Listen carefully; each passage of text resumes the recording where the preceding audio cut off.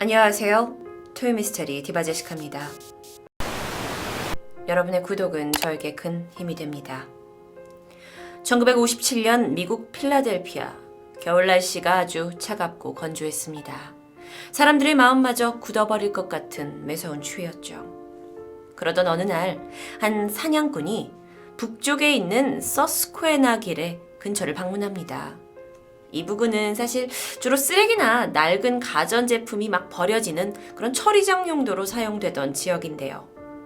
사냥꾼이 이곳을 찾은 이유는 바로 자신이 설치한 덫이 무사한지 살피기 위해서였습니다. 그는 혼자서 길을 헤치며 들어가서 사람들이 잘 들어오지 않는 부근까지 다다랐고 자신이 설치한 덫이 무사한지 땅을 살피고 있었습니다. 그런데 주변을 두리번거리던 그의 눈에 무언가 들어옵니다. 바닥에 아무렇게나 버려져 있는 작은 박스.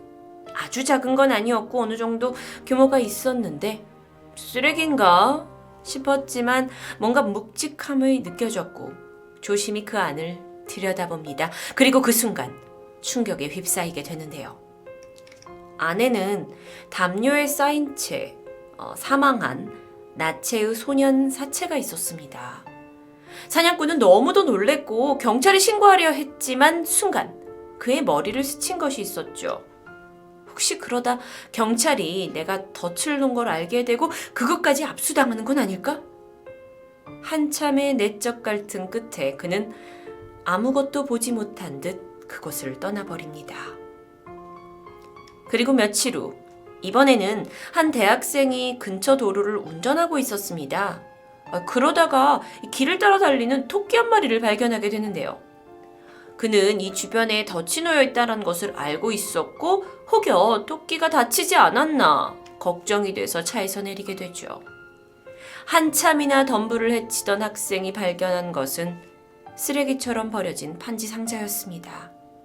그는 궁금함에 안을 슬쩍 들여다보게 되는데 안에는 작은 사람 크기의 하얀 무언가가 있다라는 것을 직감합니다.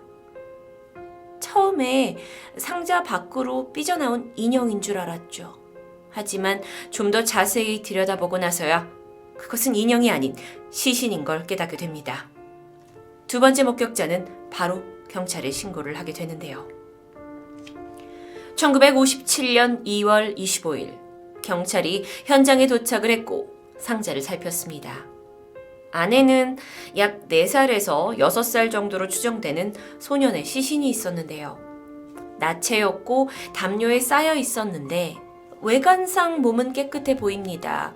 다만 얼굴 쪽에 약간의 상처 그리고 이 짧은 머리가 마치 서툰 솜씨로 급하게 자른 듯한 것처럼 보였습니다. 손톱과 발톱도 가지런히 깎여 있었고요. 그런데 시신을 살피던 경찰이 이내 눈살을 찌푸립니다. 아이의 몸 이곳저곳에서 상흔들이 발견됐기 때문인데요. 아이의 얼굴을 비롯한 몸 곳곳에서는 멍과 타박상이 있었습니다. 하지만 이것보다 놀라운 것은 아이의 턱과 사타구니 그리고 왼쪽 발목 등에서 흉터 같아 보이는데 한편으로는 수술 자국처럼 보이기도 하는 상처가 남아 있었습니다. 게다가 이 시신이 심각한 영양실조 상태로 103cm 정도 되는 키에 몸무게는 겨우 13.6kg밖에 나가지 않았던 거죠. 정말 뼈만 앙상한 상태였습니다. 이걸로 보아서 아이가 사망하기 전에 건강하게 자랐다라고 보기보다는 어쩌면 학대를 당하며 힘들게 지냈을 가능성이 큰 것을 암시했습니다. 부검을 했고 결국 소년의 사망 원인은 머리에 가해진 강한 타격이라고 판명이 나는데요. 대체 어떤 일이 있었던 걸까요? 그리고 이 아이는 누구일까요? 수사를 시작한 경찰은 초기에 소년의 신원이 금방 밝혀질 거라고 생각했습니다. 아이를 잃어버린 가족이나 지인, 혹은 목격자가 있을 테고 이르면 2주 안에 사건이 해결될 거라고 낙관했죠. 하지만 며칠이 지나고 몇 주가 지났는데도 이 아이의 신원을 밝힐 만한 의미 있는 제보가 들어오지 않습니다. 사실 당시는 1950년대로 DNA를 통한 과학적 수사가 발달되지 않았을 테라 경찰 입장으로선 시신만 발견을 했지 아이의 정체를 알아내기는 힘들어 보였는데요. 이런 상황에서 누가 아이를 죽였는지 용의자의 갈피는 전혀 잡히지 않습니다.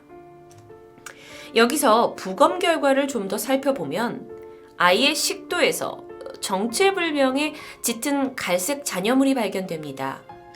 당시 수사관들은 이게 무엇인지 제대로 규명하지 못했는데 다만 이 물질로 인해 아이가 죽기 전 구토를 했다라는 것을 추정할 수 있었습니다. 경찰은 이후 소년의 지문과 족적을 채취해서 지역 내 병원을 철저히 수색해 보았지만 그 어느 곳에서도 소년의 정보를 구할 수는 없었습니다. 아니 이렇게 수사에 진척이 없자 결국 시신이 발견된 곳에 270여 명의 경찰이 투입됩니다. 그리고 금방 공원과 숲을 샅샅이 뒤지기 시작했죠. 그러다 현장 근처에서 푸른색의 이 코듀로이 모자, 그리고 어린이용 스카프, 손수건 이런 그 주근이의 것으로 추정이 되는 물품을 찾아냅니다. 하지만 이것만으로 아이가 누군지 또는 용의자가 누군지를 찾는데 결정적인 단서가 되진 못했는데요. 경찰은 여기서 포기하지 않았습니다. 곧이어 사건에 대한 설명 그리고 이 소년의 특징을 묘사한 전단지를 약 40만 장 이상 인쇄했고요. 가스 요금 청구서마다 끼워서 이 지역의 각 가정에 발송합니다. 분명 아이의 얼굴이 익숙한 누군가는 제보를 할 것을 기대했지만 쓸만한 제보는 한 건도 없었습니다.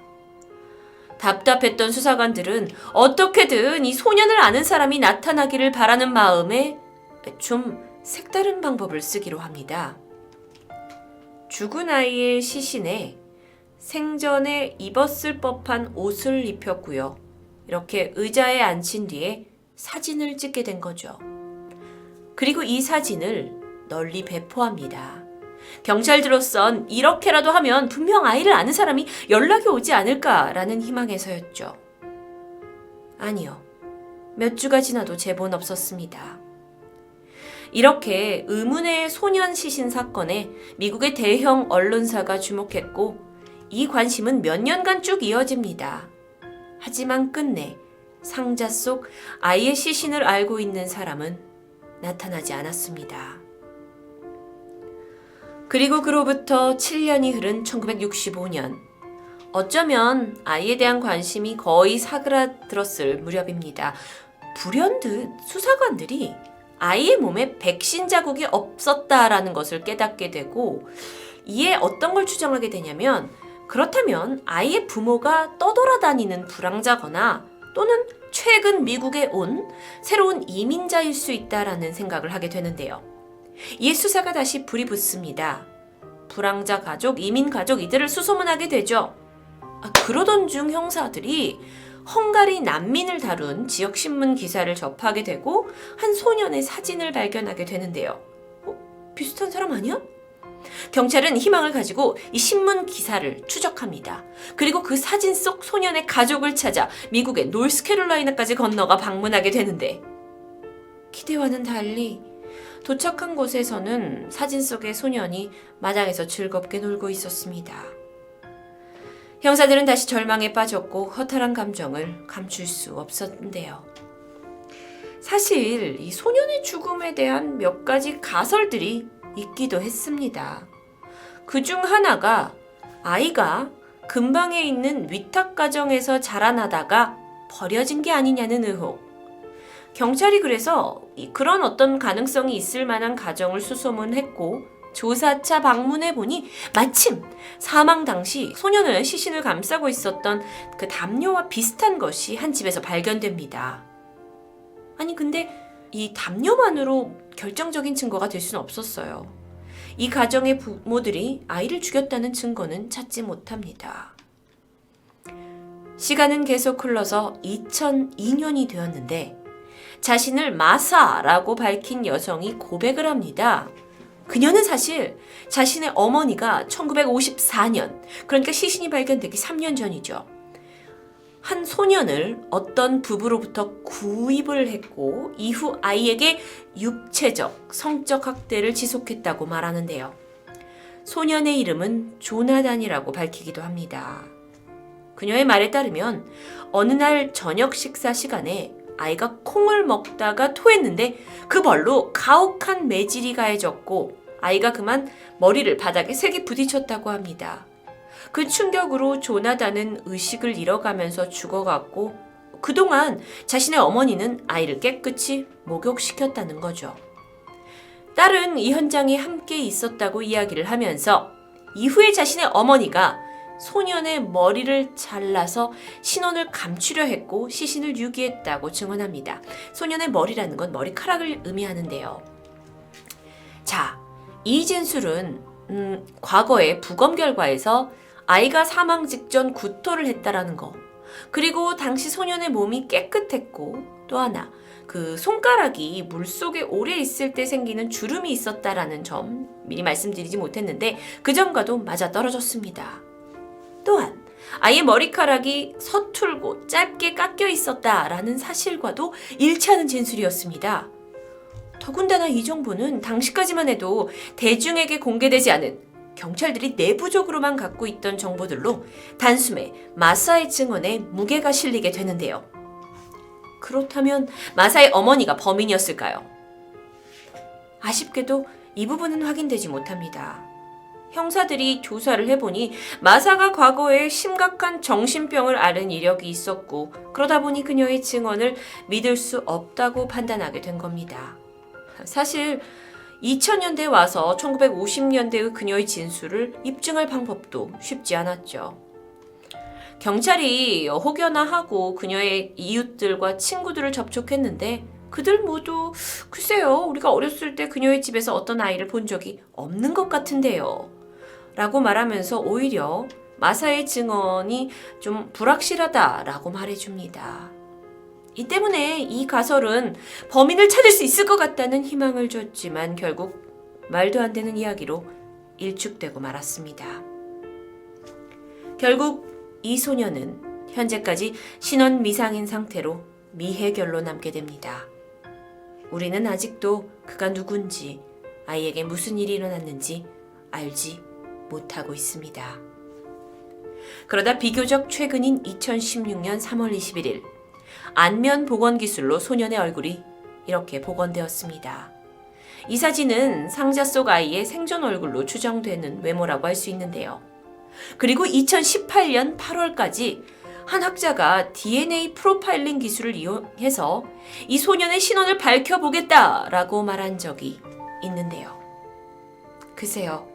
이후의 소식은 잠잠합니다. 하지만 확실한 건 미국 내에서 1950년대에 발생한 사건에 대한 의문은 지금까지 계속되고 있다는 거죠. 사건 발생으로부터 반세기가 훌쩍 넘은 지금, 박스 속에서 발견된 아이의 죽음은 베일을 벗을 수 있을까요? 안타까운 미제 사건 토요미스테리 디바제시카였습니다.